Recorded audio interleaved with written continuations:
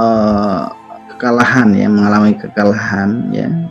Ini kekalahan pertama kaum muslimin ya, di rangkaian pembebasan Persia. Oke. Ya. Kemudian kemarin ya, Panglima Islam ya, Abu Ubaid Al-Thaqafi yang syahid ya karena kalah di perang jembatan. Kemudian akhirnya komandan atau panglima beralih kepada Musanna ya, Musanna kemudian mundur ya, dan meminta bantuan dari Madinah. Nah, kemudian Umar bin Khattab radhiyallahu an mengirim pasukan bantuan ya yang dipimpin oleh Abdullah bin Jarir ya untuk membantu Musanna yang saat itu terdesak ya. Dikirimlah 4.000 pasukan bantuan ke Irak pada waktu itu yang menuju Al-Hirah ya, di mana Musanna dan pasukannya mundur setelah kekalahan perang jembatan kemarin. Nah, kemudian bertemulah ya pasukan kaum muslimin ya, gabungan dari yang baru dikirim dari Madinah di daerah yang namanya Buaib. Perang meletus ya antara kaum muslimin dan pasukan Persia yang dipimpin oleh Mahran al-Hamdani ya. Terjadilah perang yang hebat ya, sampai kemudian Mahran al-Hamdani, komandan dari Persia itu tewas ya, dibunuh oleh kaum muslimin pada waktu itu. Nah, ini korbannya di perang Buaib ini sekira-kira 100.000 di pihak Persia. Nah, setelah perang usai, nah ini ada beberapa hal yang dilakukan oleh Musanna ya mungkin ya. Jadi begitu di hadapan hamparan ya jasad-jasad ya, kemudian hamparan potongan-potongan tubuh dan sebagainya, Musanna berkumpul ya dengan sisa-sisa pasukannya ya. Kemudian melakukan konferensi itu. Konferensi ini artinya Musanna itu sering mengambil sebuah evaluasi setelah perperangan dan sebagainya ya. Kemudian menanyai satu-satu pasukannya. Jadi selama perang tadi itu apa? Ceritakan apa yang terjadi. Apa yang telah kamu lakukan ya. Apa keajaiban-keajaiban yang Allah timpakan kepada kaum muslimin. Nah, ini biasanya seperti itu. Musanna ini memang terkenal dekat dengan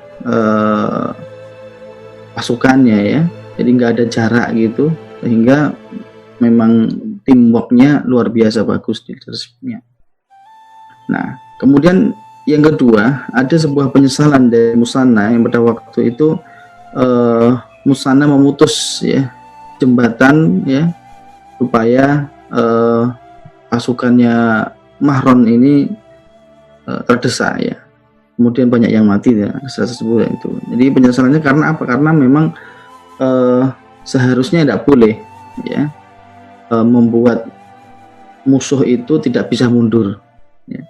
Karena ketika seseorang itu nggak bisa mundur kemudian mentok ya, itu justru akan membuat musuh itu berkali-kali lipat kekuatannya karena apa? Terdesak mempertahankan hidupnya. Nah, untung di dalam perang Buaib ini keterdesakan pasukan Persia ini tidak membuat mereka itu maju terkuat ya. Jadi ketika pendapatnya Musanna ya, kalau mau mundur silahkan mundur, yang penting bisa memenangkan pertempuran tersebut. Kemudian ada seorang sahabat yang kemarin di perang Cisar itu selamat ya, melarikan diri kemudian selamat, kemudian ikut perang Buaib, itu sengaja ya menyengaja diri di dalam biar aku kemarin tidak bisa syahid ya, di perang ini aku pengen syahidnya, itu justru akan membahayakan ya saudara-saudaranya ya. Jadi tidak boleh Musana melarang seseorang yang kemudian menyengaja diri ya untuk agar mati ya, seperti itu di dalam sebuah perang ya. Berusahalah semaksimal mungkin ya, hidup mulia dalam kemenangan ya. Kalau tidak bisa hidup mulia dalam kemenangan, berarti syahid itu merupakan sebuah konsekuensi dari sebuah peperangan. Tapi tidak boleh menyengaja diri mati ya, bunuh diri dan sebagainya, kecuali itu memang dalam sebuah keadaan tertentu ya, yang bisa meruntuhkan mental pihak musuh misalnya ya. Nah, ini boleh. Tapi kalau misalnya menyengaja diri ya, supaya mati dan sebagainya, itu tidak boleh. Nah, inilah kemudian perang Bu'aib berakhir dalam kemenangan kaum muslimin. Nah, ketika Musanna ya berhasil memenangkan membalas dendam, membalas kekalahan jembatan ya, perang jembatan, kemudian semakin meluaskan ya, Musanna semakin meluaskan daerah-daerah taklukan ya, kemudian pasar-pasar dikuasai ya, jantung ekonominya Persia yaitu diambil alih ya, membuat Persia itu kemudian marah kan, seperti itu, kemudian mengumpulkan pasukan yang lebih besar lagi dan menunjuk jenderal tertinggi Persia pada waktu itu, Rustum, untuk membalas kekalahan pertempuran di Bu'aib. Nah, kemudian ya, karena panglima kaum muslimin yaitu Abu Ubaid al-Thaqafi telah meninggal ya, syahid di perang jembatan, kemudian kaum muslimin harus mengangkat nih siapa ini yang menjadi panglima ya dalam menghadapi peperangan selanjutnya. Nah, Umar bin Khattab sebenarnya mengajukan kepada para sahabat-sahabatnya bahwa biarlah aku saja ya yang memimpin pasukan kali ini, penaklukan kali ini ya.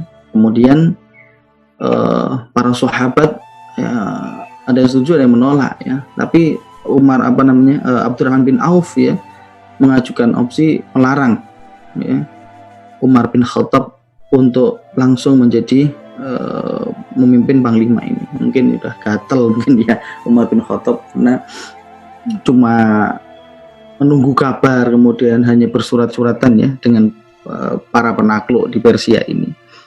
Kenapa alasan Abdurrahman bin Auf melarang Umar bin Khattab untuk memimpin langsung? Yaitu nanti karena daerahnya itu daerah baru semakin banyak yang harus dikelola, yang harus dimanage. Kemudian misalnya ya Anda wahai khalifah nanti meninggal, nanti pasti akan ada problem-problem yang sangat pelik ya, ketika Anda syahid, ketika Anda terjadi apa-apa di dalam pertempuran nantinya. Kemudian akhirnya pada waktu itu musyawarah ya memilih Sa'ad bin Abi Waqqas ya untuk menjadi pengganti Abu Ubaid. Nah, di satu sisi di Persia ada suksesi ya, ada pergantian pada waktu itu memang ada Qawb ya oleh Yashwir ya, kemudian membuat kaisar baru mengangkat, yaitu Yazdegerd III.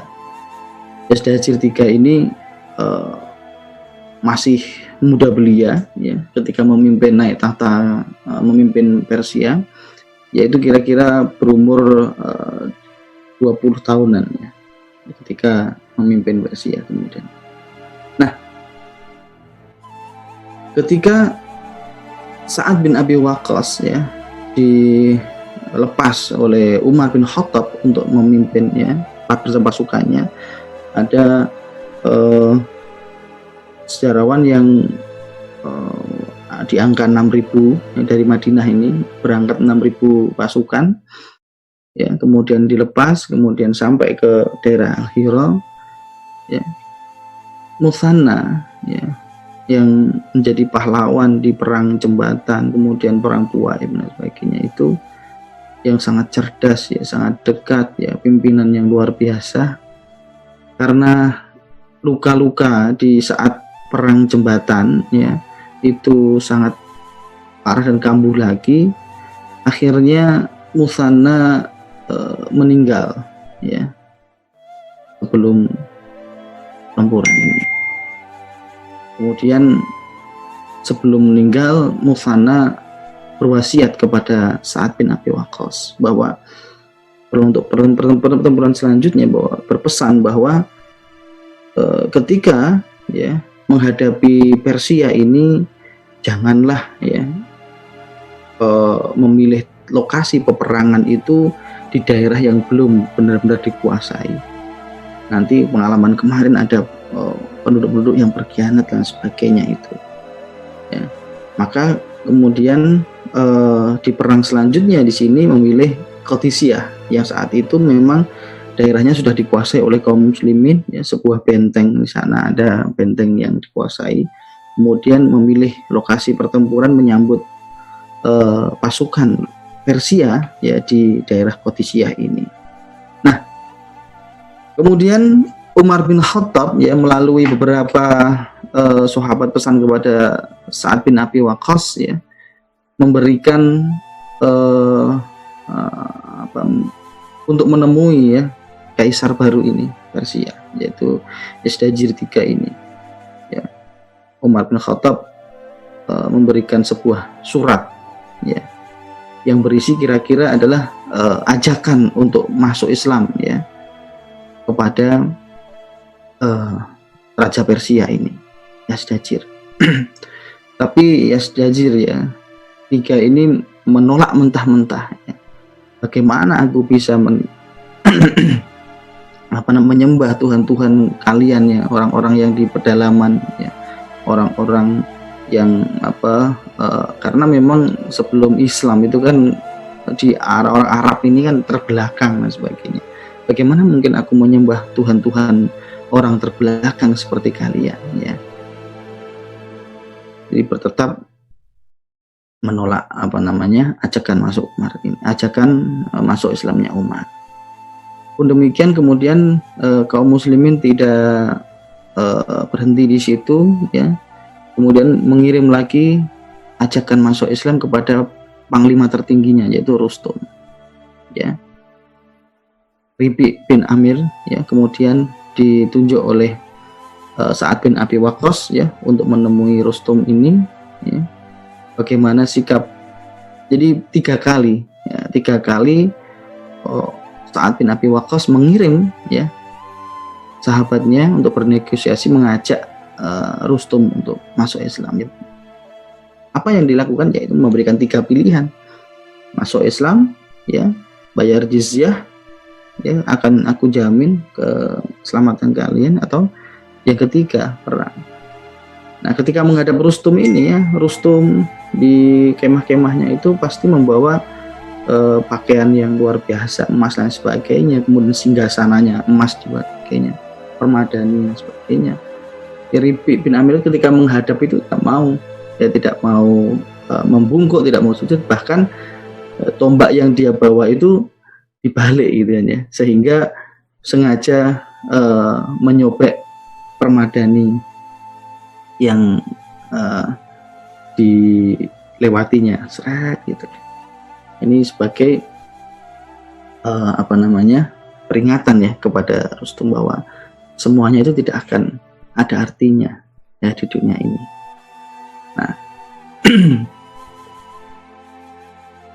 karena orang-orang Persia ketika melihat pasukannya kaum muslimin, ketika melihat pimpin komandan-komandannya, itu nggak habis pikir. Jadi mereka tidak sangat Rustum sangat kaget ya, apakah pakaiannya pakaian lusuh ya, kemudian bahkan ketika Rustum ya menyusupkan intelnya itu ke dalam kaum muslimin, jadi kaget kesehariannya ya, kemudiannya makannya juga seadanya ya, bagaimana kebiasaan sehari-hari pasukannya di situ ya, sampai kepada ketika ya anak buahnya ya intelnya tadi itu ada kebiasaan yang membuat dia kaget ya, yaitu di waktu-waktu tertentu ada orang yang berteriak-teriak, kemudian hanya dengan satu teriakan aja mereka berkumpul begitu cepat ya menjadi sebuah barisan ya, kemudian mereka si ini tahu, oh itu namanya azan ya. Karena itu kemudian Rustum ini ketika mendengar ya azan ya dari pihak seberang sana ya, itu begitu ketakutan ya, sampai beberapa kali jadi seolah-olah apakah orang-orang Arab ini sudah memulai pertempuran ya dengan memanggil-manggil ya, seperti itu. Karena begitu cepatnya ketika azan langsung pasukan itu membuat sebuah barisan, kemudian sholat. Cepat-cepatnya itu orang-orang menyatukan atau membariskan pasukannya. Nah, di perang Qadisiyah ini akhirnya kemudian berjalan ya, pertempuran ini berlangsung selama 4 hari ya. 200.000 pasukan yang dipimpin oleh Rustum yang melawan ya sekitar 30 ribuan ya.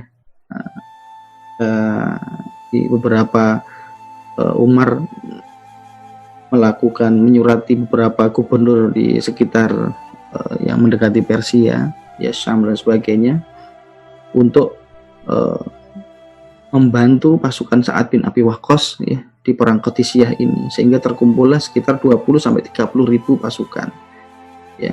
Pasukan-pasukan yang bersamaan berada di Syam ya, pada waktu itu Khalid bin Walid, kemudian Abu Ubaidah al-Jarrah. Nah, kemudian itu diminta oleh Umar bin Khattab untuk ke Persia, ke Waib ini untuk membantu menambah pasukan ya di perang Qadisiyah.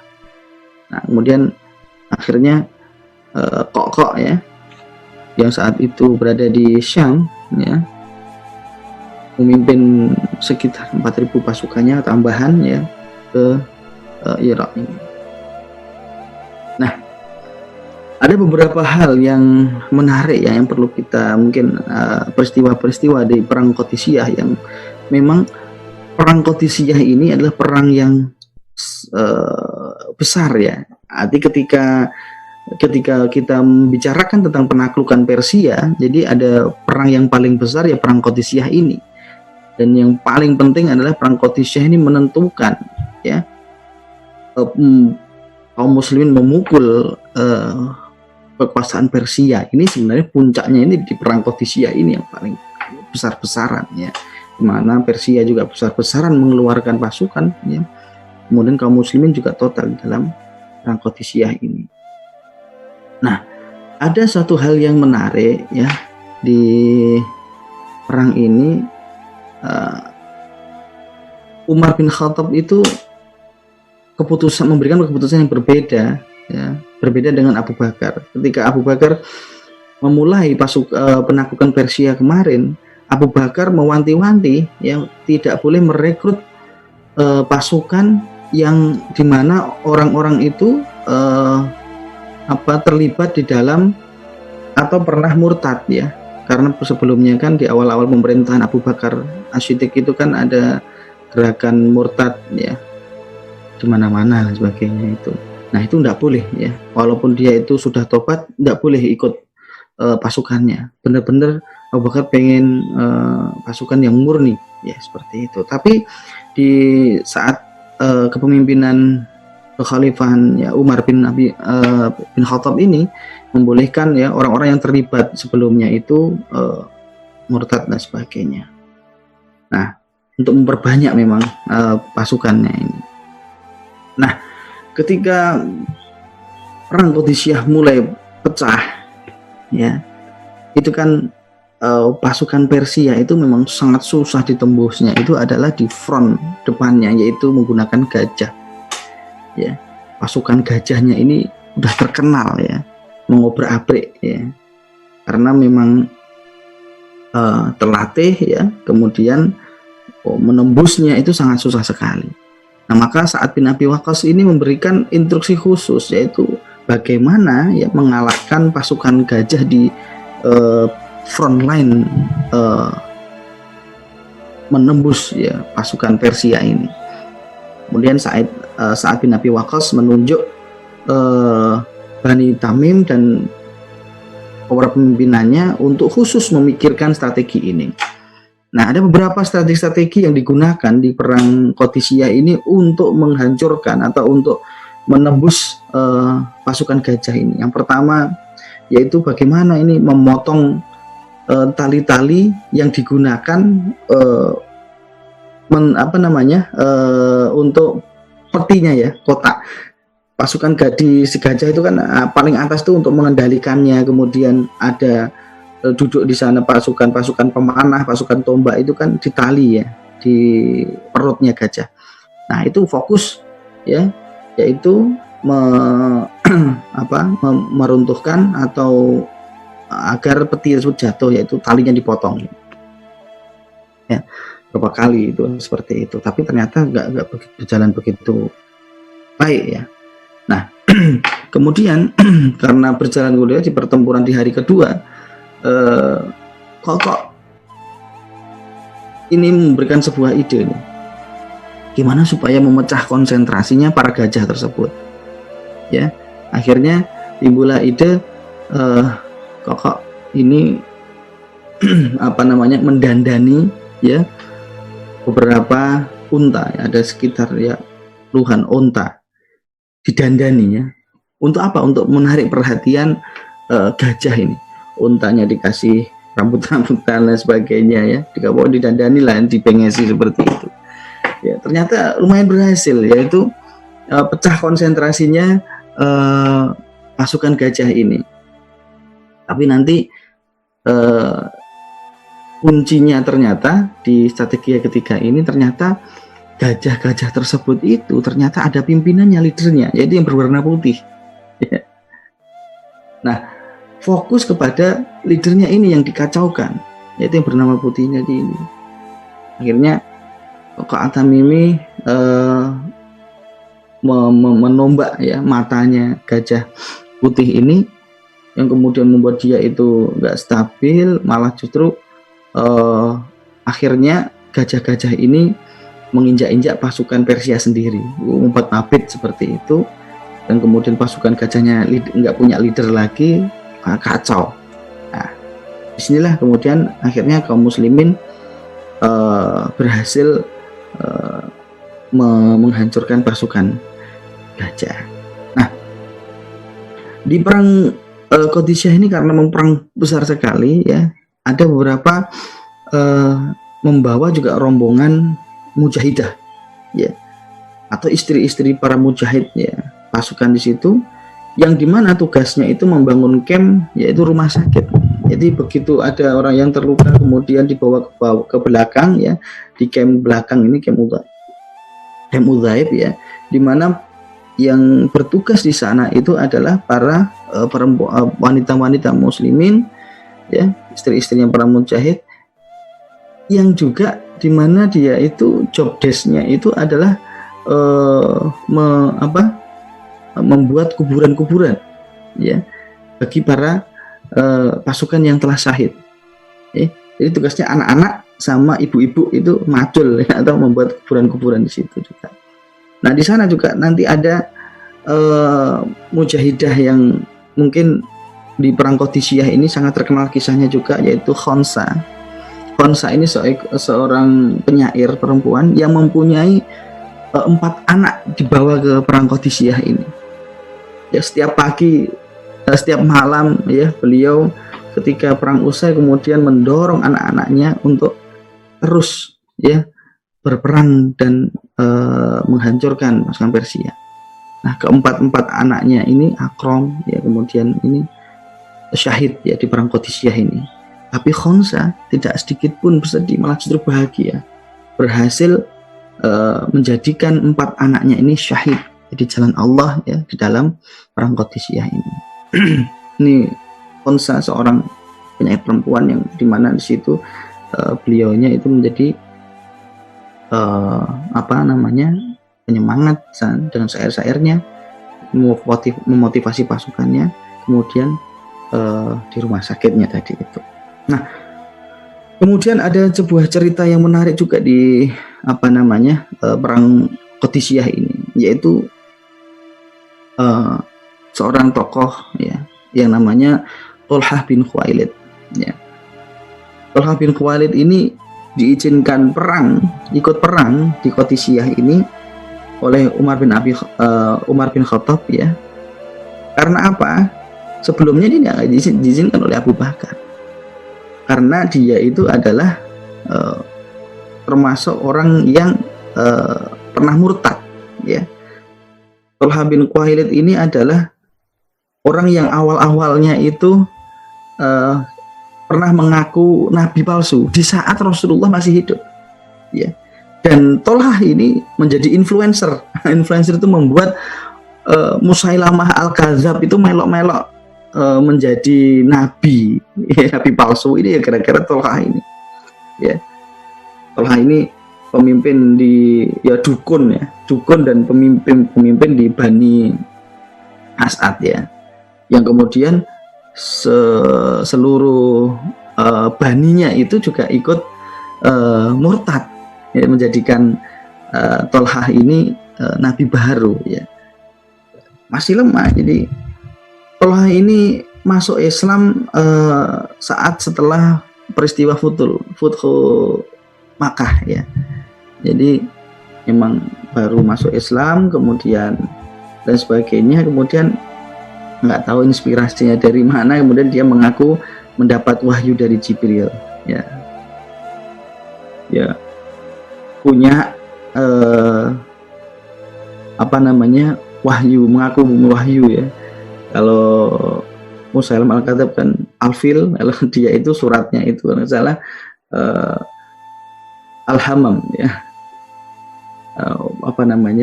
burung dara. Dia punya surat dara. Tidak hanya itu, kemudian dia itu mengganti syariat tentang sholat ya. Versinya sholat Tolhah ini adalah sholatnya itu nggak pakai takbir, nggak pakai rukuk, nggak pakai sujud ya, cuma berdiri aja sholatnya. Dan yang terakhir, dia itu menghilangkan syariat zakat bagi pemeluk pengikutnya, itu tidak wajib zakat. Tapi akhirnya kemudian dikirimlah ya, ketika dia itu menjadi nabi ini, kemudian dikirim Khalid bin Walid untuk menumpas gerakannya Tolhah ini ya. Tolhah bin Khuwailid kemudian kocar-kacir akhirnya melarikan diri ke Syam. Nah, ketika dia ke Syam inilah kemudian dia itu sadar ya, dan bertaubat ya, tapi nggak malu menemui Abu Bakar As-Siddiq. Ketika Abu Bakar As-Siddiq meninggal, kemudian diganti Umar bin Khattab ya, Tolhah bin Khuwailid ini kemudian minta maaf ke Abu Bakar As-Siddiq ya, di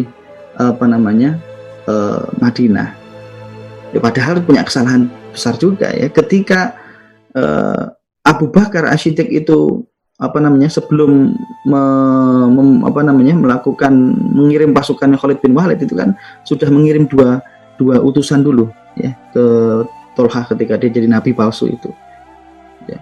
Dan dia membunuh ya 2 sahabat nabi ini, Tolhah ini. Itu balasannya ya ini, ketika minta maaf ke Umar kemudian dimaafkan, kemudian ikut perang membantu Sa'ad bin Abi Waqqas ini. Dan yang luar biasa Tolhah ya bukan ini, dia membuktikan loyalitasnya kepada Islam ini dengan menjadi pasukan yang terbaik ya. Bahkan dia diangkat menjadi tim khusus ya, intelijen ya, pertama untuk memeriksa, untuk menjadikan informan-informan ya, ketika perang Qadisiyah ini berapa sih jumlahnya pasukan kavalerinya. Kemudian Sa'ad bin Abi Waqqas menyuruh 3 orang, yang salah satunya itu adalah Tolhah bin Khuwailid ini. Nah, ketika mendekati camp musuh, wah, ini nggak begitu banyak ini. Saya seperti itu. Nah, Tolha ini berpendapat yang ngecamp di sana itu cuma sebagian kecil itu ya. Oh enggak ya. Yang dua ya, ada debat di situ, aku akan ke sana ya. Tolha itu nggak puas ya. Sudah sampai sini kok kita nggak masuk ke perkemahannya ya. Buat apa jauh-jauh ke sini ya, memeriksa kesiapan pasukan musuh. Nah, yang dua ini pulang ke camp ya, itulah nekat ya, sendirian dia ke sana. Bener ya, dugaan si Tolha bin Khuwailid ini yang di lereng depannya itu cuma sebagian aja, ternyata di balik bukit itu banyak banget pasukannya, kavalerinya ya. Nah, kemudian ini peristiwa yang memang dikenal sejarah. Ya, dengan sendirian Tolha bin Khuwailid ini mengobrak-abrik camp pasukan kavaleri yang banyaknya itu 70 sampai 80 ribu ya, pasukan di sana. Kaget ya, orang malam-malam yang lagi istirahat ya di camp pasukan Persia ini ya, diobrak-abrik sendiri oleh Tolha, dibakari tendanya dan sebagainya ya. Ketika udah mengacau takbir itu dikira pasukannya banyak ya, pasukan kita diserang oleh pasukannya kaum muslimin ya. Ketika orang-orang Persia berpendapat seperti itu, tapi cuma Tolha sendirian ya. Kemudian akhirnya Tolha ini berhasil membunuh 2 orang ya, komandan, dan menawan satu orang komandan, yang ternyata komandan ini petinggi di pasukan Persia ya. Kemudian dia bawa balik ya, berhasil menawan satu orang komandan ini, diperlakukan dengan baik ya. Akhirnya masuk Islam ya komandannya ini. Kemudian membongkar strategi-strategi peperangannya Rustum. Inilah Tolha ya. Tidak cuma itu, ketika sudah pecah perang di perang Qadisiyah ini ya, Tolha itu memang luar biasa pemberaninya ya, badannya besar dan sebagainya, menyemangati Bani Asad itu ya, jadilah kalian itu singa-singa ya, seperti itu ya.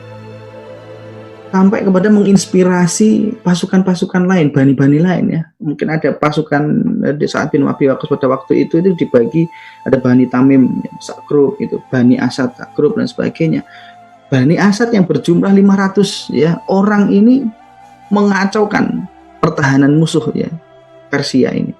Sampai-sampai Tolha ya bin Khuwailid ini seorang diri menembus sampai ke belakang pasukannya.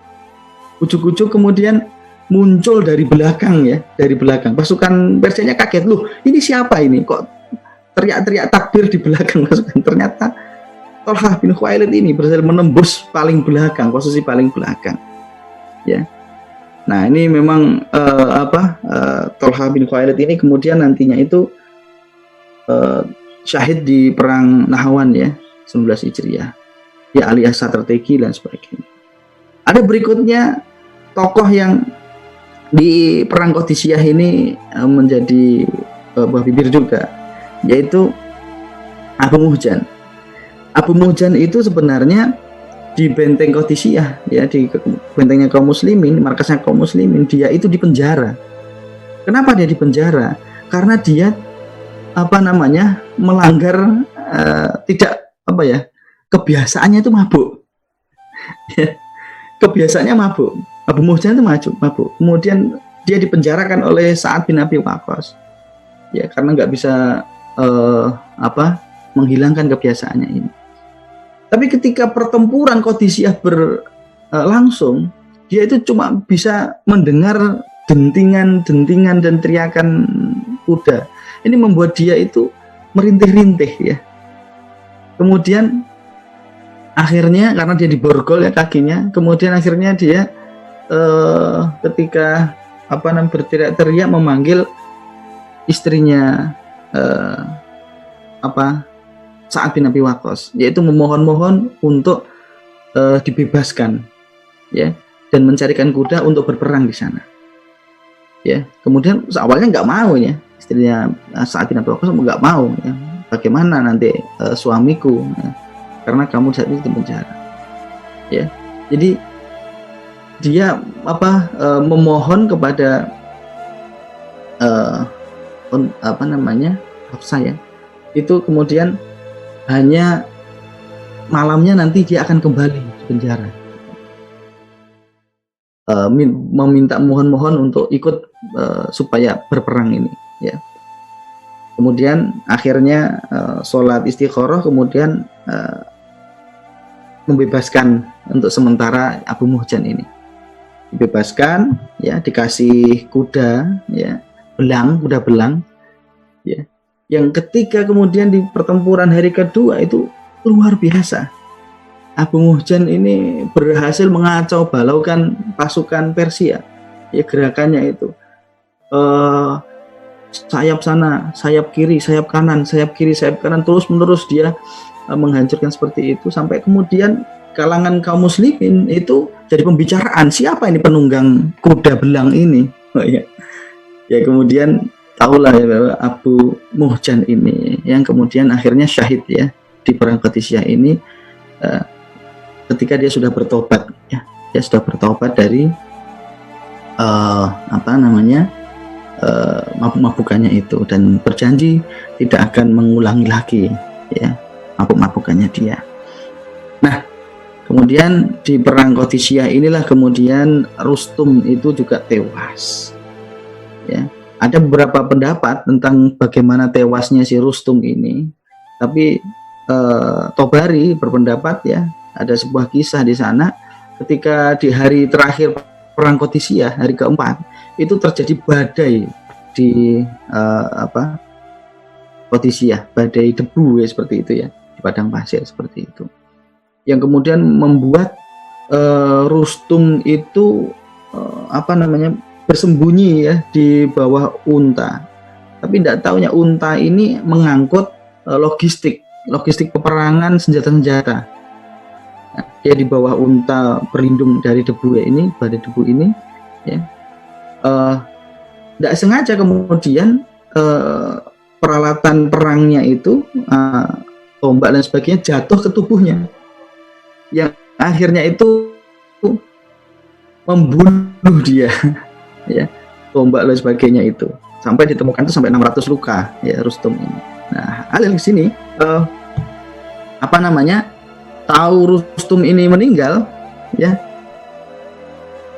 memotong kepalanya, kemudian diacung-acungkan ya, aku telah membunuh Rustum, yang membuat pasukannya Persia ini kocar-kacir ya, kemudian terdesak, kalah ya. Nah, disinilah berakhirnya perang Qadisiyah dengan tewasnya Rustum, sang panglima besarnya, kemudian ratusan ribu pasukan Persia mundur. Alhamdulillah.